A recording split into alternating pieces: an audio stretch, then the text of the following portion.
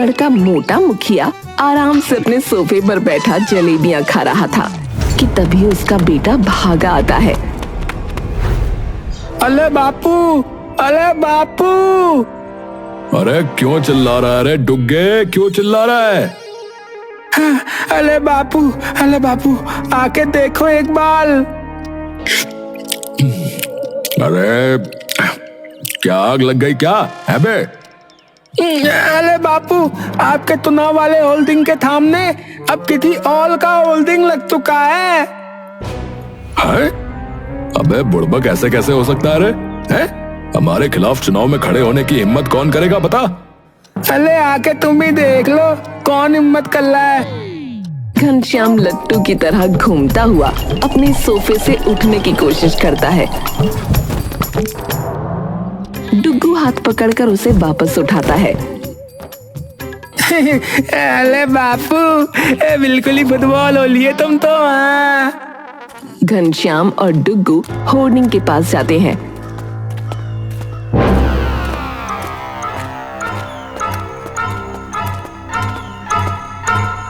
घनश्याम के होर्डिंग के साइड एक और होर्डिंग लगा होता है, जिसे देखकर घनश्याम के तोते उड़ जाते हैं। धुपड़ सिंह? आप जानते हो? अरे हाँ, मुझसे पहले यही गांव का मुखिया था रे। अरे तो कोई बात नहीं, डलते क्यों हो बापू, फिर से हरा देना।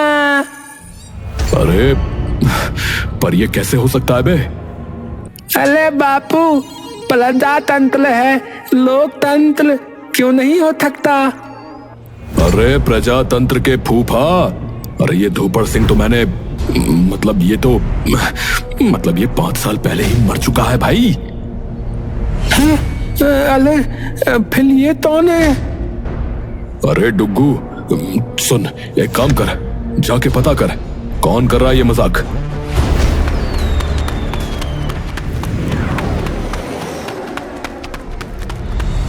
डुग्गू हांफता हुआ ऑफिस में घुसता है। जैसे ही वो ऑफिस पहुंचता है तो पंखा खुद ब खुद बंद हो जाता है। अले अले कोई है क्या? अले मुझे शिकायत करनी है, भूत मतलब उम्मीदवार मतलब धूपल सिंह के बारे में। धूपड़? अरे वो तो हमारे पुराने मुखिया हैं, जिन्होंने पता नहीं क्या क्या किया गांव में। अले तो छत में वो खड़ा होला है। हाँ भाई, तो क्या लेटेगा चुनाव में, खड़ा नहीं होगा तो? अले अले पल वो तो मर चुका है ना। हाँ तो अब जो है सो है, खड़ा हो रहा है वो चुनाव में। और वैसे भी तुम्हारे बापू ने जिंदा रहते हुए कौन से तेल के कुएं खोद लिए? थल तमीज से बात कर लो। हाँ बापू हैं वो, हमारे बता ले आओ। ओहो सॉरी भाई सॉरी। हाँ तो ये बताओ कि तुम्हारे पिताश्री ने कौन से यहाँ तेल के कुएं खुदवा दिए? अरे ये गलत बात है, ऐसे ही थोड़ी कोई चुनाव लड़ लेगा, हम उसे बाहर निकलवा देंगे।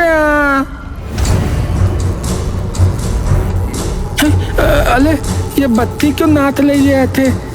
ताथैया ताथैया ओ। पंखा उल्टा घूमने लगता है। रामकिशोर की आवाज बदल जाती है। नाम बोल डुग्गू, कौन भूत को चुनाव से हटाना चाहता है? दीदी कौन? जिसको तू चुनाव से हटाने आया।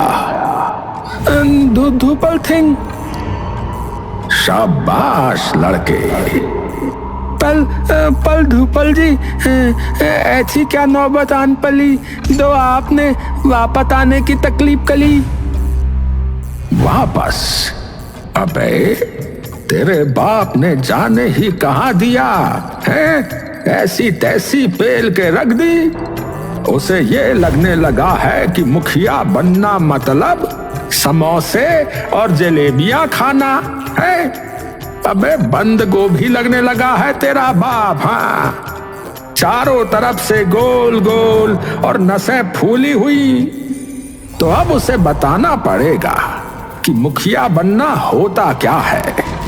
उसे अपनी सीट की पेटी बांधनी पड़ेगी क्योंकि ये चुनाव की गाड़ी अब ऐसे हिचकोले खाएगी कि तेरा बाप चक्कर खा के गिरेगा। हाँ, भ्रष्टाचारियों को मुक्ति नहीं, सिर्फ सस्पेंशन मिलेगा और इसका शुभारंभ होगा तेरे हाथों से। मतलब फॉर्म नंबर 666 ले और भर। मेरा रजिस्ट्रेशन का आखिरी फॉर्म बचा था। मुझे लगा था तेरा बाप आएगा भिनकता हुआ तो उससे भरवाऊंगा, पर तू सही चलेगा। पल अरे पर क्या कर रहा है? भरता है या तेरे अंदर भूत घुस जाए और फिर तेरे ही बाप के सामने अपने नारे लगवाऊं? हैं? नहीं, भलता हूँ मैं भलता हूँ। डुग्गू वो पूरा फॉर्म भर देता है और भाग के अपने पिता के पास जाता है। अरे बापू, अरे बापू।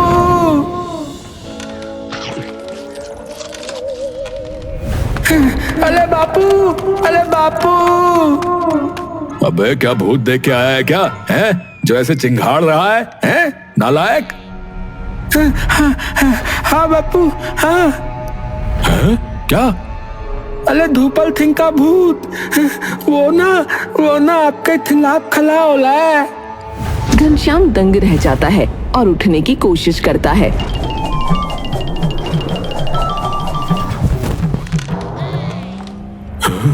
क्या? अरे पर ये कैसे हो सकता है? अरे उसे टिकट कैसे मिल गई? अरे मुझे क्या पता, पर उन्होंने ये बोला कि आपने दावती ऐसी तैती कल के लग दी, खाए दी थी लिए खले होले। अरे सच कहा, मैंने किया तो कुछ नहीं है इस गांव के लिए, पर इसीलिए तो। अच्छा, अब तेरे को भी ज्यादा बोलना आ गया है। लगाऊं एक? घनश्याम चप्पल उठाने के लिए बैठे बैठे नीचे की ओर झुकता है, पर उसका पेट बीच में अटक जाता है और वो थोड़ी देर जोर लगा के वापस पीछे की ओर अकड़कर हो जाता है। हाय राम, जान ही निकल गई। ये देख के डुग्गू अपने सिर पर हाथ मारने लगता है। चल कोई नहीं, मैं भी देखूं कि कैसे जीतेगा ये भूत या धूपड़ कहीं का।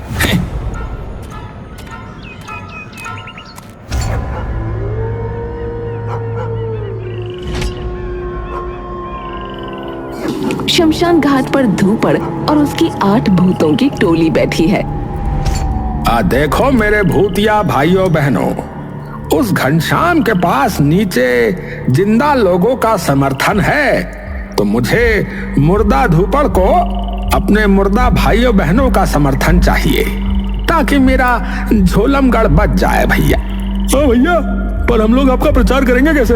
है वो घनश्याम तो लोगों को दिख सकता है, सुनाई दे सकता है, उनसे वो वोट मांग सकता है, रैली निकाल सकता है। सही बात भैया, हम तो लोगों के घर जाके अलग अलग से भाई वोट नहीं मांग सकते। हम अगर उनके घर चले गए तो हमारे मुंह पे गत्ते बंद हो जाएंगे। अब फिर कैसे करेंगे भैया?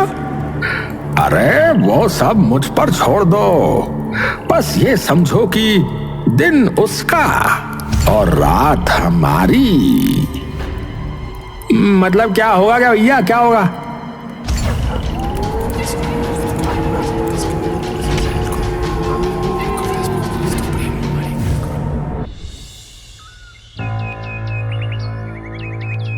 अगला दिन चढ़ते ही झोलमपुर में चुनाव की तैयारी जोरों शोरों से शुरू हो जाती है।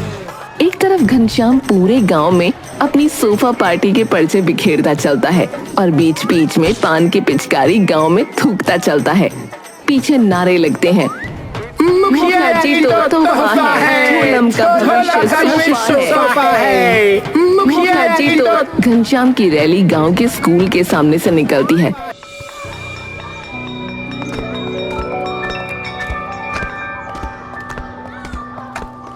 तभी घनश्याम बिना देखे पान की पिचकारी थूक देता है और वो पिचकारी जाकर एक बच्ची के पैरों पर गिरती है।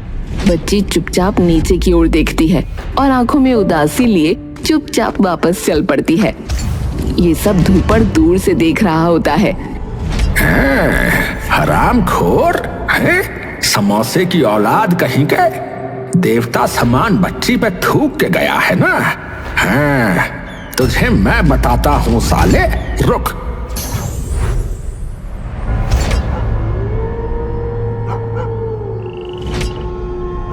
उसी दिन की शाम धूपड़ सीधा घनश्याम के घर पहुंचता है, जहां घनश्याम सोफे पर बैठा आराम से पान चबाते हुए अपनी नाभि खुजा रहा होता है।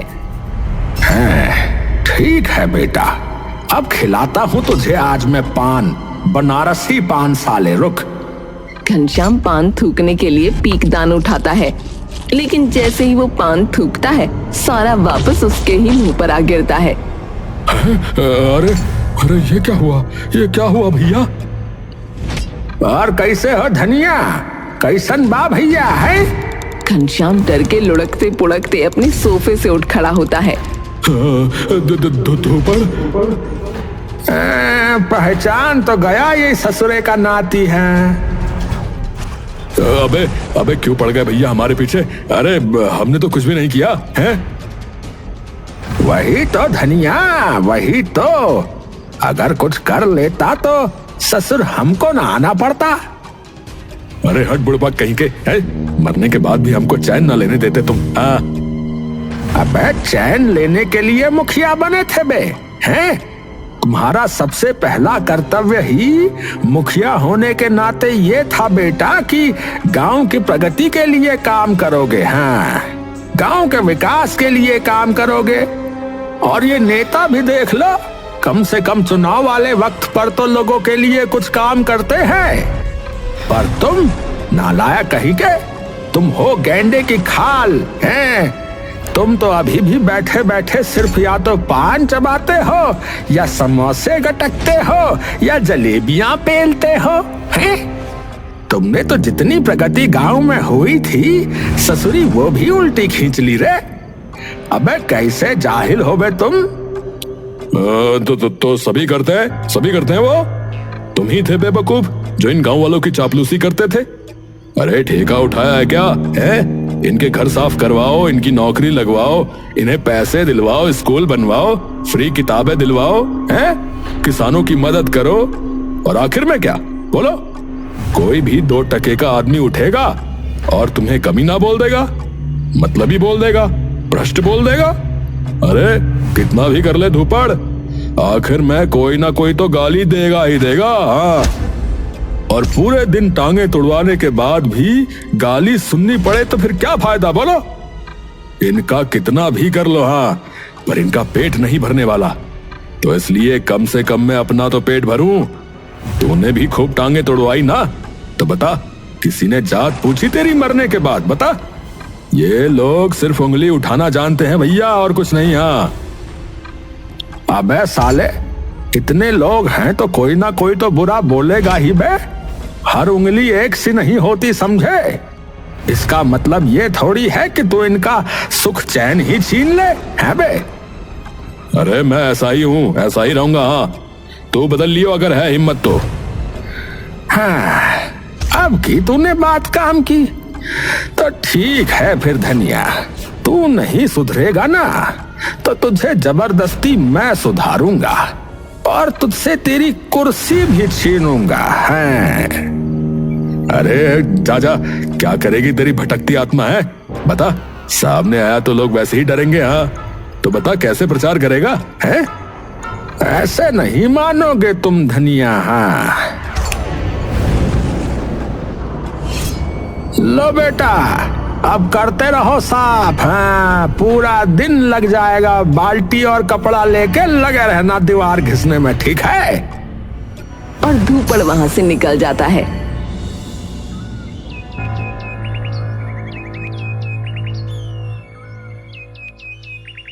अगले दिन घनश्याम फिर प्रचार करने निकल पड़ता है, पर अब की बार वो घर घर जाकर सबसे मिलता है।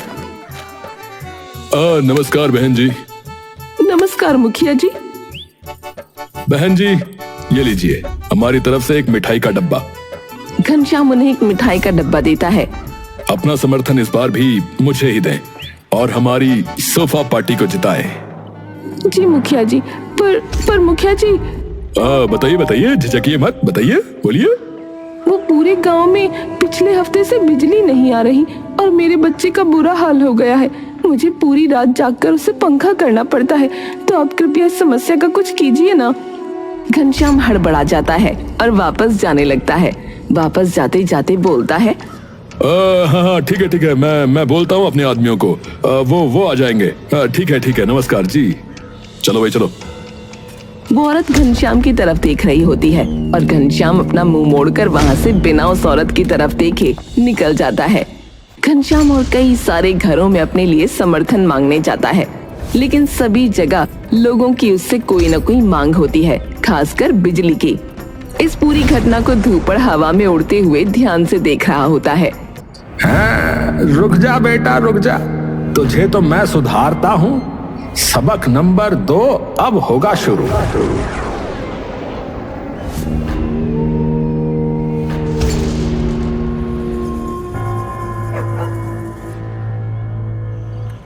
रात को घनश्याम आराम से कूलर के सामने भूकंप जितने तेज खर्राटे लेते हुए सो रहा था।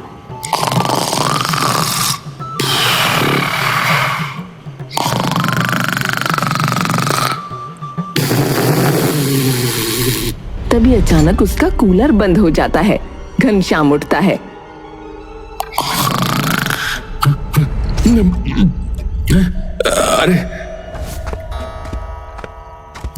अरे अब इसे क्या हो गया?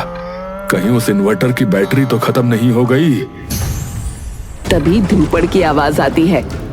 अच्छा, इन्वर्टर भी लगवा रखा है तूने, बिरला की औलाद है?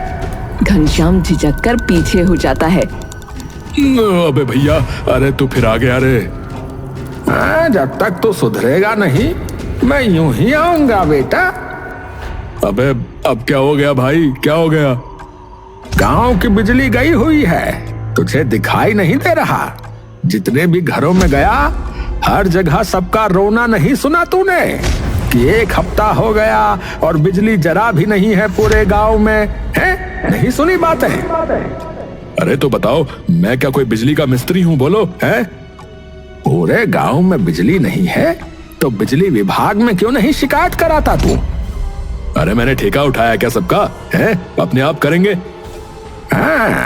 मुझे पता था तू यही कहेगा, क्योंकि खाल सुअर की और अक्ल गधे की है तेरी। धूपड़ चिटकी बजाता है। अरे इतना गरम, ये क्या है? कोयले की शैया।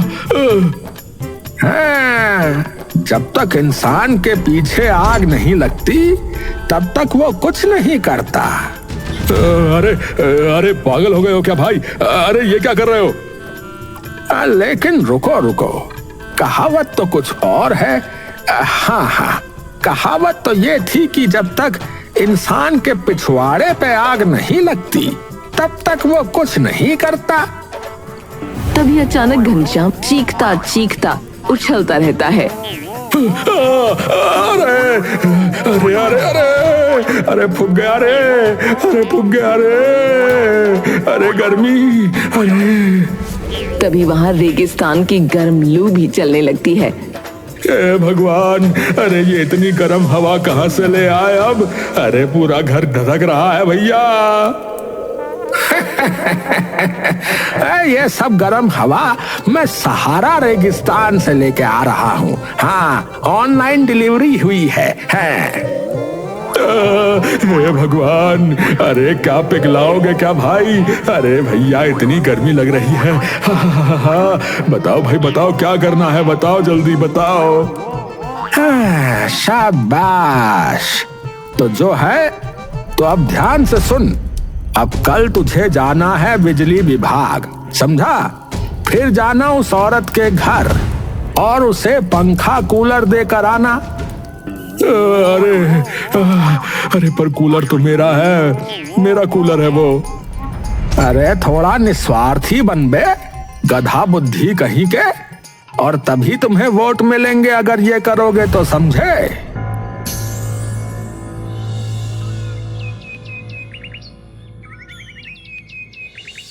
अगले दिन घनश्याम बिजली विभाग जाकर सारी समस्या सुलझाता है और गांव में बिजली वापस आ जाती है। अब घनश्याम अपना कूलर देने वापस उस औरत के घर जाता है। नमस्कार बहन जी। नमस्कार मुखिया जी, आपका बहुत बहुत धन्यवाद मुखिया जी, बिजली की समस्या सुलझाने के लिए। कोई नहीं, ये मैं आपके लिए कूलर लाया हूँ ताकि आपका बच्चा आराम से सो सके। वो औरत खुशी से झूम उठती है और मुखिया के पांव छू लेती है। मुखिया डर कर उसे उठाने लगता है। अरे नहीं बिटिया, पाँव नहीं छूते ऐसे। कोई बात नहीं। इतना कभी मेरे सगे बाप ने भी मेरे लिए नहीं किया जितना आपने कर दिया। घनश्याम चुपचाप उसे थोड़ी देर देखता रहता है और हाथ जोड़कर वापस चला जाता है। वहीं दूसरी ओर धूपड़ भी अपना प्रचार शुरू कर देता है और प्रचार का तरीका सबसे निराला। दिन में सामने नहीं आ सकता था तो वो लोगों के सपनों में आकर प्रचार करने लगा। सबसे पहले धूपड़ गांव के आदमी लल्लन के सपने में अपनी भूतों की रैली लेकर आ जाता है, जो नारे लगा रहे हैं। हमारा नेता कैसा हो, धूपड़ भूत जैसा हो। हमारा नेता कैसा हो, धूपड़ भूत जैसा हो। जिसे देखकर लल्लन डर जाता है। अरे डरो नहीं भैया, हैं? तुम बस ये बताओ कि तकलीफ क्या है और हल हम करके देंगे।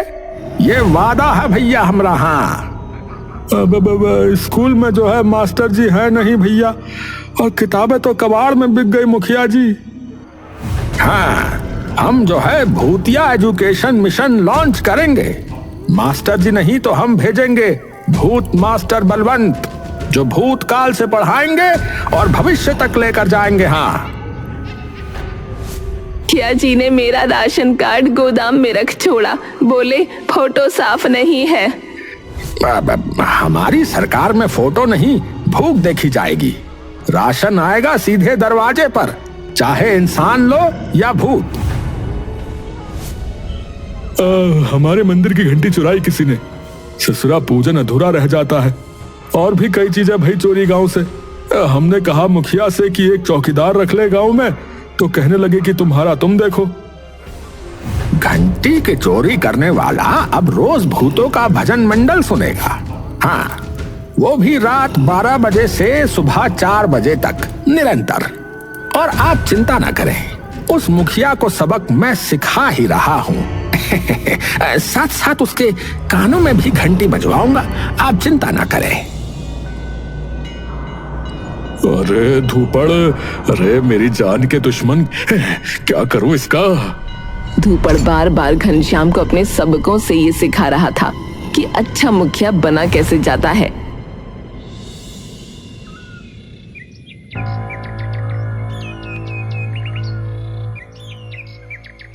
अगर घनश्याम लोगों की पानी की समस्या में मदद नहीं करता तो धूपड़ उसके घर का सारा पानी बंद कर देता। अगर वो लोगों की सेहत या बीमार लोगों की मदद न करता तो धूपड़ कभी उसके सर में दर्द कर देता या उसे दस्त लग जाते। अंततः चुनाव का दिन आ जाता है। घनश्याम और धूपड़ ने अपने अपने प्रचार में पूरी ताकत लगा दी थी। पूरा गांव इकट्ठा हो चुका था। सामने एक सजा हुआ मंच था जिस पर 2 माइक थे, एक पर घनश्याम और दूसरे पर धूपड़। घनश्याम तभी बोलना शुरू करता है कि गांव का कोई आदमी बीच में बोल पड़ता है। अरे नहीं भैया, ये नहीं, हटाओ घनश्याम को। हाँ, हमारा मुखिया तो जो है भूत ही बनेगा। हाँ, धूपड़ जी बनेंगे, इसने तो कुछ ना किया। तभी एक बच्ची उठती है और कहती है, नहीं, मेरे मम्मी पापा तो घनश्याम जी को ही चुनेंगे। अरे उसे चुनेंगे तो चूना लग जाएगा बिटिया। धूपड़ भूत ने सब सोच रखा है कि कैसे इस गांव की प्रगति होगी। हाँ, और इसने तो जो है पिछले साल में सत्यानाश कर दिया, बस और कुछ नहीं। तुम्हें पता है वो कितने अच्छे हैं। एक बार गलती से अपनी रैली में उन्होंने मेरे जूते पर अपना पान थूक दिया, लेकिन कुछ दिन बाद ही वो खुद मेरे घर आए, मुझसे माफी मांगी और मुझे नए जूते भी दिए। ये सुनकर धूपड़ चौंक कर घनश्याम की ओर देखता है और पूछता है, हाँ, तुमने सच में ये किया रे? घनश्याम हंसता है, बोलना शुरू करता है। कई बार मुझे लगता है कि नेता नेता नहीं, जोकर बन गए हैं। दिन रात वे लोगों के लिए कुछ करें ना करें, फिर भी हर बार उन्हें यही सुनने को मिलता है कि ये नेता तो निकम्मा है। तो मैंने भी सोचा कि जाने दो, जब इतना करने के बाद भी लोग गालियां ही देंगे तो इससे अच्छा मैं खुद का ही पेट भर लूं। और जैसा कि आप देख सकते हैं, मैंने सच में खुद का पेट भर लिया भाई।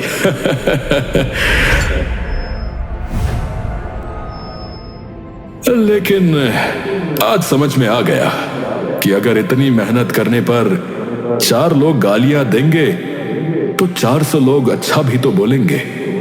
इंसान की प्रवृत्ति है कि बुरी चीज पहले दिखती है उसे, लेकिन ये हमारे धूपड़, उन्हें बहुत पहले ही ये बात पता थी।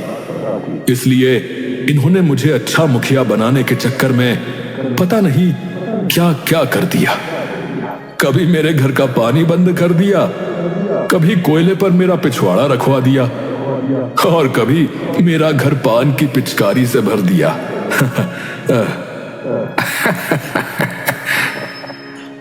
लेकिन जो भी किया अपने मतलब के लिए नहीं, मुझे सुधारने के लिए। करने को तो कुछ भी ना करते, क्योंकि अगर मैं ऐसा ही रहता तो ये चुनाव तो पक्का यही जीतते। लेकिन इन्होंने अपनी नहीं, मेरी सोची, मुझे सुधारने की सोची। नेता बनना मतलब सिर्फ कुर्सी पर बैठना नहीं होता। नेता बनना मतलब गांव की तकलीफ को अपना समझना होता है। और ये बात धूपड़ मुखिया जी मुझसे ज्यादा अच्छे से जानते हैं। तो मैं हाथ जोड़कर आप लोगों से विनती करता हूं कि आप अपना कीमती वोट इस बार धूपड़ जी को ही दें।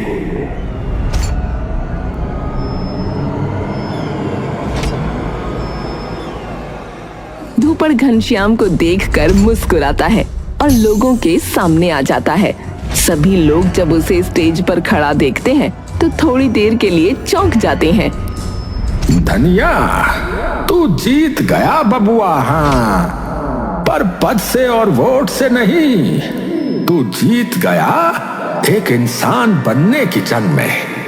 तू समझ गया कि जब कुछ लोग तुझे गलत कहते हैं तो इसका मतलब ये नहीं कि तू गलत है, बल्कि तू समझ गया कि सच्चा नेता वो है जो लोगों के भाव, दुख, तकलीफ अपने अंदर उतार सके।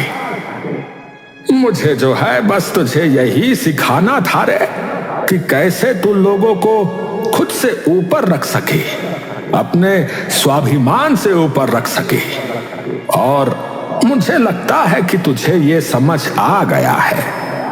इसीलिए अब मेरा काम खत्म हुआ। अब तू मुखिया बनने के सच में काबिल है। तो मैं चला भैया। तो बस फिर अब मुझे आज्ञा दो और यूं ही समाज की सेवा और भारत की सेवा करते रहो।